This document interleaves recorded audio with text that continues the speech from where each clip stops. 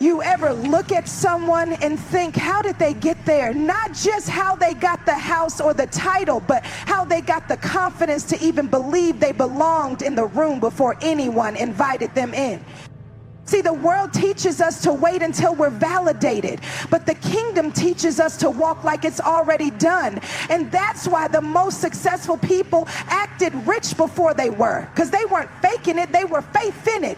You can have the dream, the desire, the drive, but if your mind doesn't believe it, your life will never receive it. The truth is, every wealthy, successful, ground-shaking person you see today first became rich in their mindset long before their bank account caught up.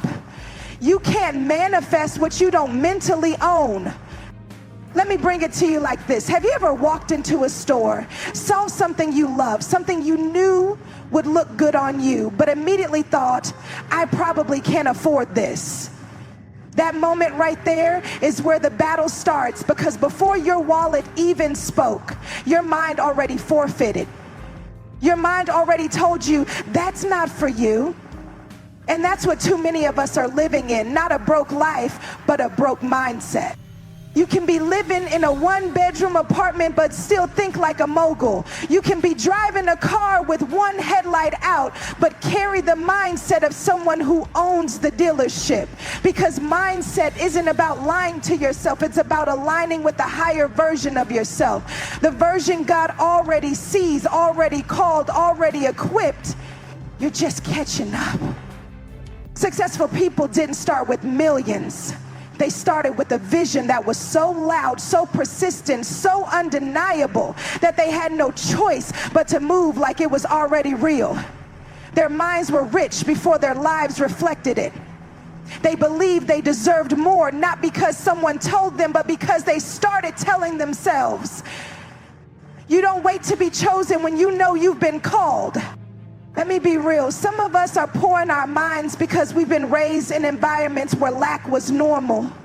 We watched our parents struggle. We learned to make it stretch. And we started thinking small just to survive. But survival thinking is not legacy thinking. And if you want to change the game for your family, your future, and your faith, you've got to start by breaking up with the mindset that's keeping you small. Think about this. If someone gave you a $5 million 0 cents business right now, but your mind is still on minimum wage mentality, you will lose it. Why? Because your outer world cannot hold what your inner world has not been trained to handle. You can't sustain what your mindset can't steward. You'll mismanage blessings because you still see yourself through a lens of limitation. That's why rich people read. That's why they invest in coaches. That's why they go to masterminds and get mentors. Not because they're trying to look smart, but because they understand that their mind is their greatest asset. It's not about ego, it's about elevation. Let me bring it to something practical. You know, when you're trying to get fit, you can buy the gym membership. You can even get the cute workout outfits. But if your mindset is still, I always quit, I'm just big boned, I'll never really change, then your body will always obey the voice of your belief. Your body will follow your thoughts. Your life will follow your beliefs, and your future will reflect your internal narrative. The most successful people you admire, they weren't perfect. They weren't born knowing all the answers, but they mastered their minds. They refused to let doubt drive. They woke up and spoke life over themselves, even when their circumstances looked like chaos. They said, I might not have it yet, but I'm becoming the person who does. There's power in that word, yet. It's not denial, it's declaration. It's you refusing to let your current status write your permanent story. It's you saying, my mind is moving faster than my life, and that's okay. My thoughts are creating the runway for my reality to take flight. So now, how do you start shifting your mindset? You stop repeating stories that no longer serve you. Stop saying, I'm not good with money. Start saying, I'm learning to manage money well. Stop saying, nobody supports me. Start saying, I'm building something so powerful that the right people will come. This isn't about pretending, this is about preparing, because if your mind can grasp it, your life can grow into it. But if your mind is stuck in fear, lack, comparison, you'll shrink every time opportunity knocks. You'll sabotage the very things you were called to steward. You ever see somebody walk into a room like they own it before they even introduce themselves? That's mindset. That's someone who decided, I belong here, not because of where they came from, but because of what they believe about themselves. And let's be honest, some of us need to unlearn before we can level up. Unlearn the doubt. Unlearn the self-sabotage. Unlearn the idea that playing small is humble. It's not. It's hiding. And there's a difference between being humble and being hidden. God didn't put all that power in you for you to stay locked up in self-doubt and small thinking. Change your mind, watch your life change, because manifestation is the fruit, but the mindset is the root. You can't fake fruit, but you can fertilize your soil. You can water your thoughts. You can protect your atmosphere, and you can choose every single day to think like the person you're becoming. You ever notice how you feel different when you dress different? I'm not talking about just looking good. I'm talking about walking different, holding your head higher, speaking a little clearer, smiling like you know something the world hasn't seen yet. That's the power of dressing for the room you want to be in, not the one you're currently in. See, some people think clothes are just fabric, but successful people understand that clothes are a language. Your outfit is a declaration. It's a silent message to yourself and to the world about what you believe you deserve. When you step out of the house dressed with purpose, even when nobody's watching, you are telling the universe, I am ready. When you show up looking like somebody who respects themselves, who values excellence, who carries vision, you begin to attract opportunities that match that energy. Dressing for the room you want isn't about vanity, it's about vision. You might not have the designer labels. That's okay. This isn't about money. This is about mindset. You can wear something from the clearance rack and still walk in like royalty if your spirit is right. Iron your shirt, polish your shoes, wear that fragrance that makes you feel powerful. Pull yourself together, not because you're trying to repress people, but because you're honoring your future self. Let me tell you what I've learned. The way you dress affects the way you think. You ever try to work from home in pajamas? Something about it makes you sluggish, distracted, less sharp. But put on real clothes, even if you're not going anywhere, and suddenly you're handling your day with authority. You're sitting straighter, talking clearer. Why? Because you dress for where you're going, not for where you're sitting. One time I was invited to a networking event, and I didn't feel ready. I wasn't at the level of success as the other people in the room. I didn't have a big title. I didn't have a fancy business card, but I walked into that room with a pressed blazer, clean shoes, and confidence stitched into my spirit. And let me tell you, people didn't ask about my resume. They asked about my energy. They asked about my confidence. They saw someone who was already living in the room before the room knew who I was. Because when you look like you belong, people treat you like you do. When you show up with intention, the atmosphere shifts. You stop waiting to be acknowledged and start commanding respect without a word. There's a young woman who used to work at a front desk. Minimal pay, tight budget, dreams bigger than her circumstances. Every day she came in with her hair done, nails neat, blazer pressed. Some of her coworkers laughed, said she was doing too much, but what they didn't know was that she wasn't dressing for the desk she was sitting at. She was dressing for the corner office she saw in her spirit. 2 years later, guess where she is? In that corner office, because she prepared her presentation to match her promotion. We live in a world where appearances matter, not in a superficial way, but in a psychological one. Your appearance sets the tone for your behavior. If you want to feel like a boss, look like one. If you want to speak with authority, present yourself with dignity. The way you treat your body, your clothes, your presence, it all communicates how much you value your assignment. Listen, I know it's hard to feel powerful when your money is low. I know what it's like to rotate the same few outfits and try to make them look new.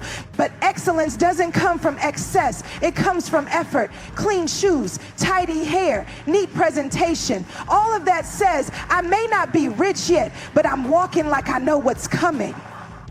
This is what successful people know. They don't wait until the job comes to dress like the CEO. They don't wait for the speaking engagement to practice their speech. They don't wait for the opportunity. They prepare in private like it's already on the calendar. You gotta start showing up every day like you're already being watched, like someone is already preparing your table, because the truth is someone is. Maybe it's God, maybe it's destiny, maybe it's someone scrolling through your page watching how you carry yourself. Don't give them half ready, give them already prepared. You don't rise to the occasion, you rise to the level of your preparation. So prepare your look, prepare your presence, prepare your posture. This isn't about pretending, it's about preparing your energy to match your elevation.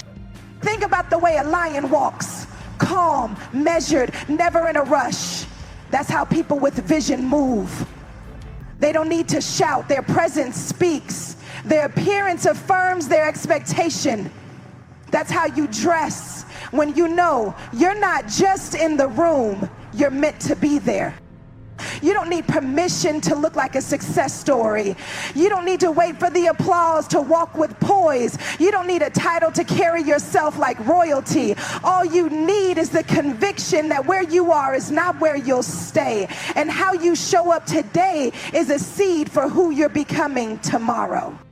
There's a certain power that lives in your mouth, a power that can shift the very atmosphere of your life, not with money, not with connections, but with words. And the most successful people, they knew how to speak life into dead situations. They didn't let their mouths mirror their mess. They let their mouths manifest their miracle. You can always tell who's going somewhere by how they speak in a storm. Some people speak defeat the moment life gets hard. They say things like, nothing ever works out for me, or I'll never get out of this. And their words become walls that trap them in the very thing they're trying to escape. But the successful ones, the people who rise out of the rubble and build empires from ashes, they speak life, even when they're surrounded by death.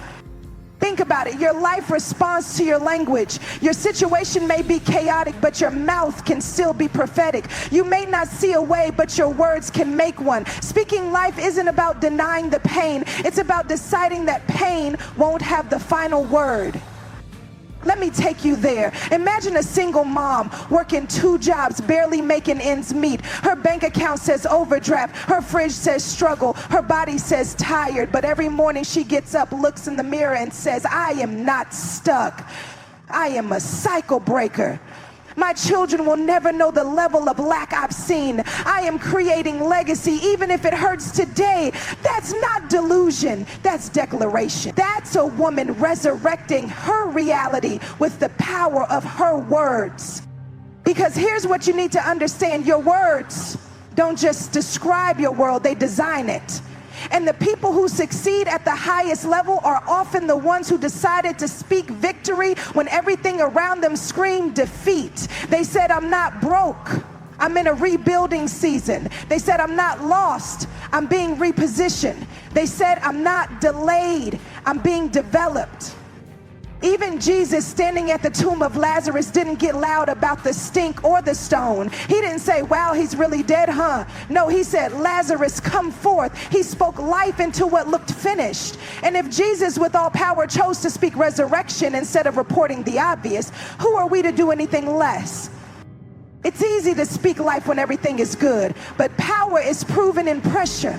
Real strength shows up when you say, I will win, while everything in your life is screaming, you've already lost. That's why affirmations aren't cute, they're crucial.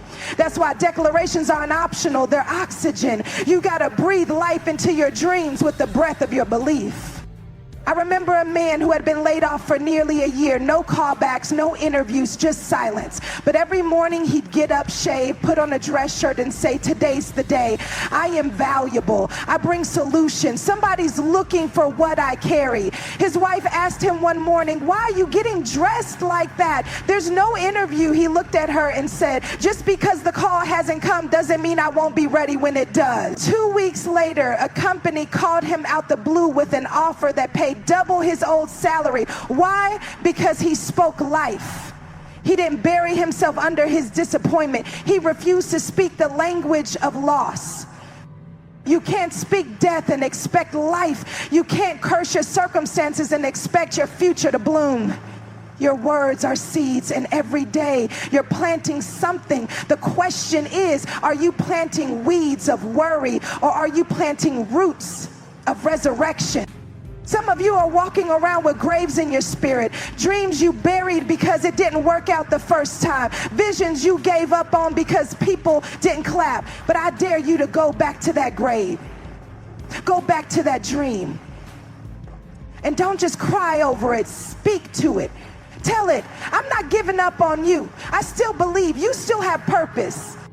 Speak life into your finances. Speak life into your body. Speak life into your marriage. Speak life into your business. You're not waiting on a breakthrough. You're carrying it in your mouth. And let me talk to the ones who feel like they've messed up too much, like it's too late. Let me remind you, even dry bones can live again. Even dead dreams can rise, but not if you keep labeling them as finished. Start speaking life over your name. Say, I'm not my past. I'm not my mistakes. I'm not what they did to me. I am chosen. I am equipped. I am called for this. Your breakthrough is voice activated. Your healing is voice activated. Your next level is voice activated. It doesn't start with applause. It starts with your confession. What are you saying when nobody's watching? What are you whispering to yourself when doubt creeps in? Because the most successful people aren't the ones who never faced death. They're the ones who kept speaking life even in the middle of it. They didn't let what they saw silence what they believed.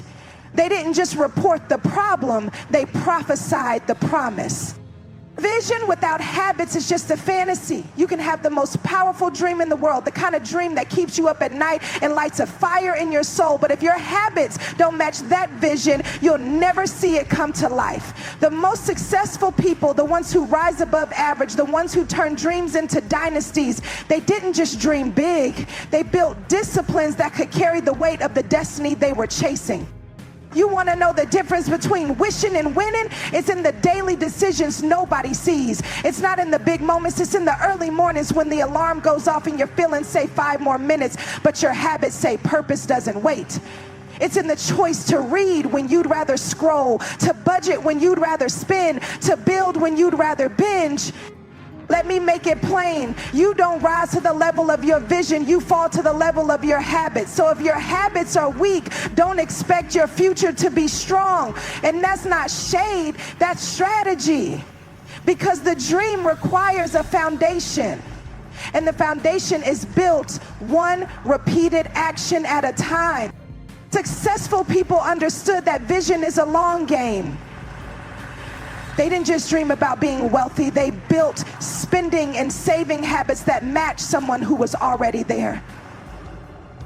They didn't just dream about being in shape. They created consistent eating, sleeping, and workout rhythms that honored their body like it was already a temple. They didn't just imagine being influential. They developed habits of kindness, gratitude, preparation, and communication that would allow their character to match their calling. You can't pray for overflow and live in procrastination. You can't ask for greatness and live in inconsistency. God is not going to pour new wine into old wineskins. And he's not going to bless a life that's not prepared to steward the blessing. Let me give you a real life example. There was a young man with a dream of becoming a best-selling author. He didn't have connections, no publishing deal, nothing flashy. But every day, rain or shine, he woke up at 5 a.m. and wrote 1,000 words. Didn't matter if he was tired, didn't matter if he felt uninspired. He had a habit, a system, a structure. And years later, that man has written multiple books that have changed lives. Not because he was the best, not because he had luck, but because he had the habits to match the vision. Some of y'all are frustrated because you have a vision that's screaming, but habits that are whispering. Your mouth says millionaire, but your habits say Netflix and DoorDash. Your heart says impact, but your schedule says distractions. And I get it, we all fall off, we all get tired. But let me remind you, discipline is doing what you said you do long after the mood you said it in has left the room. There are no shortcuts to success. You don't stumble into greatness, you build it. Brick by brick, day by day, one decision at a time. Your habits are either building a throne for your future or digging a grave for your potential. You ever notice how top athletes don't just practice when they feel like it? Champions show up even when it hurts, even when it's inconvenient, even when nobody's watching. Because they know that greatness is not birthed in applause, it's birthed in repetition. And the same goes for you. You don't need motivation, you need momentum. And momentum is created by habits. The tiny ones, the quiet ones, the ones that feel insignificant in the moment, but become life-altering over time. I want you to think about this. If someone recorded your daily routine and played it back as a preview for your future, would you be excited to watch the full movie, or would you be disappointed because the habits don't match the hype? Successful people looked at their calendar, their finances, their food, their faith, and said, does this align with where I'm going? And if it didn't, they made the shift. They cut out the clutter. They stopped treating every invitation like an obligation. They protected their peace. They invested in growth. They said, I can't afford to stay the same if I want to reach the level I see in my spirit. Some of y'all are carrying visions for empires, but you're living with the habits of survival. That won't work. You've got to upgrade your daily if you want to level up your destiny. Start small, wake up earlier, drink more water, read 10 pages, put the phone down an hour before bed. Talk to yourself with respect. Make your bed, keep your promises to yourself. Because every time you follow through, you're sending a signal to your future that says, I'm coming for you. Every habit you build is a brick in the structure of your success. And one day when the doors open and the spotlight hits, people will call you an overnight success, but you'll know the nights you stayed up, the mornings you didn't quit, the days you chose discipline over drama. And let me say this, your habits aren't just about success, they're about self-worth. When you honor your goals with action, you're telling yourself, I am worth the effort. You stop breaking promises to yourself, you stop settling, you stop shrinking, you step into alignment with who God says you are. So yes, dream big, see the mansion, see the stage, see the impact, but after you dream, build. Put your head down, do the work, lay the bricks, repeat the patterns, speak life, stay focused. Because the most successful people, they weren't just dreamers, they were doers with discipline. They built habits that matched their vision, and that's how they turned it into reality.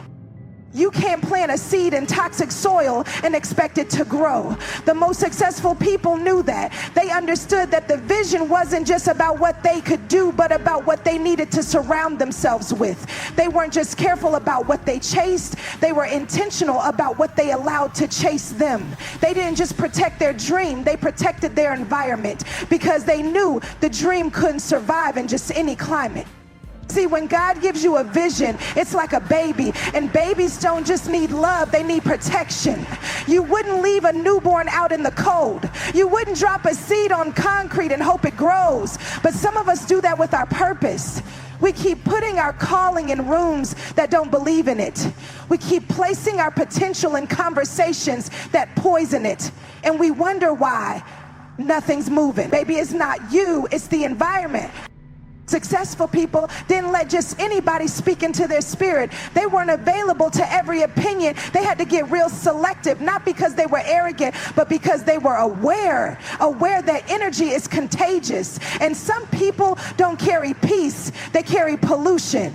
And if you're not careful, you start shrinking your vision to fit into rooms you were never meant to settle in. You ever been around somebody who drains you just by talking? You walk in feeling full, and 10 minutes later, you're second guessing yourself, doubting your value, questioning your next move. That's not conversation. That's contamination. And successful people knew how to keep their soil clean. They didn't entertain gossip. They didn't feed off negativity. They didn't tolerate environments that starved their growth and fed their fears. Let me tell you about a woman who had a vision of becoming a business owner. She worked a 9-to-5 job, surrounded by coworkers who complained every day. Nothing ever changes. We're stuck here. Nobody's getting promoted. She realized, if I stay in this energy, I'm going to start speaking their language instead of living my future. So she changed her environment. She started spending lunch breaks listening to podcasts, joining online communities of entrepreneurs, and sitting in silence just to hear herself dream again. That woman launched her business within a year. Why? Because she protected her environment like it was sacred. Because it was. And that's what some of you need to hear. Your environment isn't just a place, it's a presence. It's the words you allow, the screens you scroll, the music you play, the conversations you tolerate. You can't ask for peace but keep marinating in chaos. You can't beg for clarity but sleep next to confusion. Protect your space, not because you're too good, but because your purpose is too precious. There's a reason gardeners put fences around certain plants, because not everything belongs in that soil. Some things look harmless but will kill a seed in silence. And so it is with life. Some relationships seem harmless until you realize they've been suffocating your self-worth. Some friendships seem supportive until you notice they only cheer when you're stuck, not when you're soaring. You've got to start auditing your atmosphere. Ask yourself, is this space feeding me or depleting me? Is this circle pushing me or paralyzing me? Is this relationship watering me or wilting me? Because you can't grow in a place that keeps digging up your roots. Even Jesus had to get out of certain towns to perform miracles. The Son of God couldn't even move in some environments because of the unbelief. So what makes us think we can thrive surrounded by doubt, drama, and discouragement? Protecting your environment doesn't mean cutting everybody off. It means raising your standard. It means being unapologetic about your boundaries. It means loving people from a distance if it means preserving your destiny. It means saying I love you, but I can't keep letting your fear infect my faith. It means choosing silence over senseless noise, solitude over shallow connection, and purpose over popularity. There was a young man trying to get out of the streets and become a musician, but every time he got serious, his old crew pulled him back. Come chill, you're acting different. You forgot where you came from. He almost quit on his gift until one night he heard something in his spirit whisper, you can't become who you're called to be while babysitting who you used to be. From that moment, he changed his environment. He stopped apologizing for his growth, and years later, that man was standing on stages telling that same story to thousands. Why? Because he learned how to protect the soil his vision needed to grow. You don't need 1 million supporters. You need the right ones. You don't need a crowd. You need a climate. One that believes in you. One that challenges you. One that doesn't flinch when you speak your wildest dreams out loud. And if you can't find that space, create it.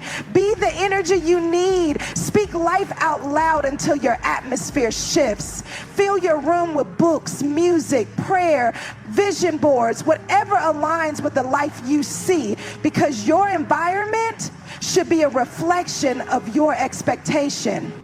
Your destiny is too important to be choked by toxic soil. Your peace is too sacred to be handed over to chaos. You weren't created to survive. You were designed to thrive. And thriving starts where protection begins. The successful ones didn't wait for their environment to change. They became the guardians of their own garden. The most successful people didn't wait until they got the big house, the flashy car, or the seven-figure deal to start being grateful. No, they valued what they had before they ever got more. They understood that the door to abundance doesn't swing open for the ungrateful. You don't attract more by complaining about less. You attract more by stewarding well what you already have. It's easy to be thankful when the blessings are big, when the table is full, when the bank account is overflowing. But the truly powerful people, they gave thanks when the fridge only had ramen and water. They showed up with excellence when the crowd was 3 people and a cousin who didn't even want to be there. They kept their head high when they were driving the busted up car because they knew how to treat that old thing like it was already a Bentley.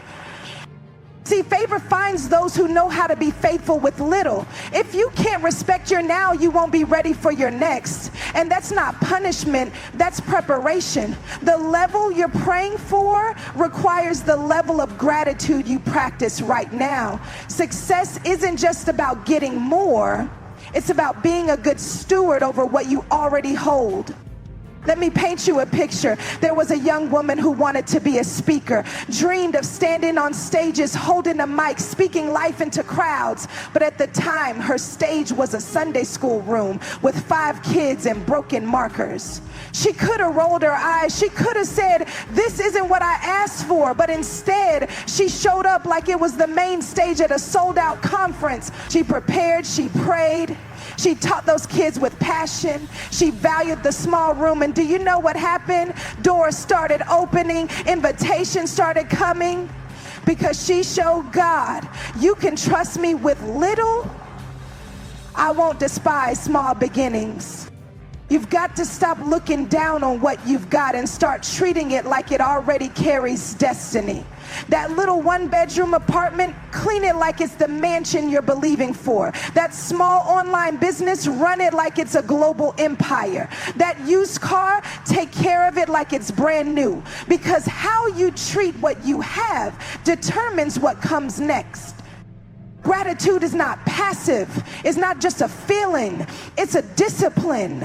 It's looking at your life and saying, even if I'm not where I want to be, I still have something to praise for. I still have breath in my lungs, vision in my spirit, and a God who hasn't forgotten me. Some people stay stuck, not because they're cursed, but because they complain too much. They can't even see what they have because they're too busy comparing it to what someone else posted on Instagram. But listen, comparison will rob you of gratitude. And ingratitude will block your blessing. You've got to learn how to clap for yourself in the hallway before the door even opens.